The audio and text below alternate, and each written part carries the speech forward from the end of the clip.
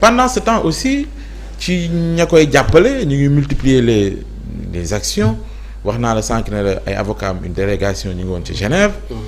la ñu def ca Haut Commissariat des Nations Unies ci bànqaas bi nga xam moo yore lépp luy droits humains lañ fa def est-ce que loolu it am na ay chance aboutir lan mooy finalité. waaw taxawaay boobu. waaw finalité bi keroog maa ngi ko doon wax Mohamed Diallo. koy nuyu sunu bro. banc public Seneweb. waay Juan bi mu fi ñëwee Juan yàgg nañ koy wax prison Dakar yi. ak les conditions de détention mais bu mu ñëwee ba dugg Rebeuss ba génn dafa wax ni yéen li ngeen ma doon wax bi fi mel ni kon yàlla ak yaali man la ma fa gis moo gën a yéeme fuuf la ngeen ma doon wax est-ce que comprendre nga. oui. mu am fa ay scènes yu anecdotique Juan ba ñu ko doon génne boo yu bari dañ doon yuuxu. Juan ci boppam. waaw di yuuxu Juan di ko wax ni ne nous abandonnez pas ne nous lâchez pas. et loolu dafa am benn njeexital bu mu def ci Juan boo xam ni il en fait maintenant un combat personnel xam nga mosoon naa la wax un peu le portrait psychologique de Juan. ouais. accueil bi ko booy yi accueillir ci biir prison bi. ak bi muy dem la mu fa dégg. tax na moom il était devenu presque insensible mu àgg ci beneen niveau ça veut dire que Juan lii mu def nii.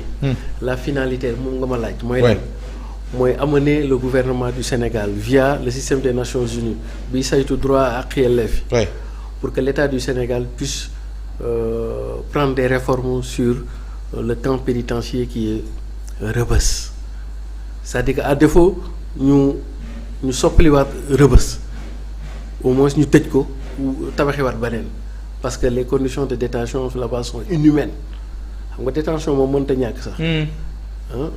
mais toujours dafa war a nekk dans des conditions humaines mais lay xew Rebeuss c'est presque dans des conditions inhumaines léegi finalité.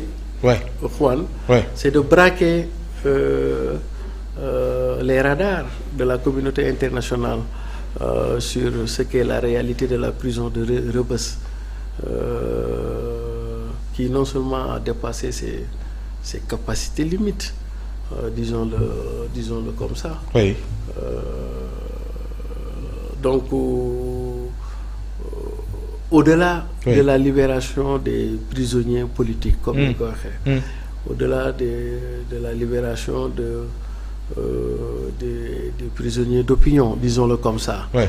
La bataille en toile de fond c'est pour amener le gouvernement du Sénégal à prendre des mesures idoines pour kii bi et puis loolu mën na provoquer demain que le système des Nations Unies puisse sous l'autorisation du gouvernement du Sénégal puisse dépêcher une mission de contrôle d'observation sur les lieux de détention et de privation de liberté. Ben oui parce que am na fu muy toll après même si le Sénégal reste souverain mais si la demande est introduite le Sénégal pourrait l'accepter. ba ci même la situation d'Ousmane Sonko actuelle. bi ñu exposé foofu aussi. oui au-delà man maay dugal foofu pour relance bi ba ci kaam également ni ñu ko exposé foofu. ndax dafay am jeexital. ci situation bu baax. waaw en fait c'est deux dossiers. de même nature mais de degrés différents. En fait xam nga parce que ñoom ñëpp ils sont dans les liens de la détention mais bële. da ci am aussi ay relents politiques parce que ñoom ñooy avocat Ousmane Sonko. Bien sûr. Et puis Ousmane Sonko est candidat et toujours candidat. Et que donc cause bi am na nooy xeexee cause bi boo ko jëmmalee à travers la personne d'Ousmane Sonko daanaka réglé waale nga. yeneen quoi kon donc benn partie bi c'est par rapport les conditions de détention et les conditions de vie d'existence. dans les lieux. ndax na aboutir finalement. waaw mais ça dépend parce que aujourd'hui monde bi ñuy dund nii. monde la boo xam ni les choses ont changé xam nga avant la révolution les nouvelles technologies de l'information communication état yi souvent ñoo doon def pression ci opinion yi mais depuis que la société de l'information ou la société industrielle par opposition à la société industrielle où l'information est à l'échelle industrielle maintenant ce sont les opinions qui mettent la pression sur les États les tendances ont été inversées et que donc ñii am na fu ñuy insérer actualité bi l'opinion publique surtout en Occident moo xam foofu dañu gëm nit quoi ak yelleef comme Sénégal nekk na dëgg wax ni mënalul boppam te lu bari daf koy jéggaane ci ñële li ñu naan ku la ëmbal sa ëmbal la sa sutura kon donc ñële am na ay niveau de sensibilisation bu ñu leen di sensibiliser ils vont devoir demander des comptes d'autant plus que ñoom lu bari lu ñuy def jëm ci suñu réew yi dañ ciy laxas jaan maanaam laxas jaan yi mooy c'est par rapport ak démocratie par rapport ak droit de l'homme par rapport ak et cetera et cetera tey jii même les MCA yi ma jox la benn misaal rek le MCA Millennium Challenge Account Sénégal mi ngi bénéficier wu beneen phase à partir de 2017 mais loolu xam nga xaalis la boo xam ne c'est presque gratuitement mais pour nga mën ko bénéficier da nga war a da nga war a respecter un certain nombre de principes et parmi ces principes là mooy liberté publique démocratie kon donc pression bi am na fu ñu koy yóbbu demain sax le gouvernement américain à travers le Sénat et les lobbies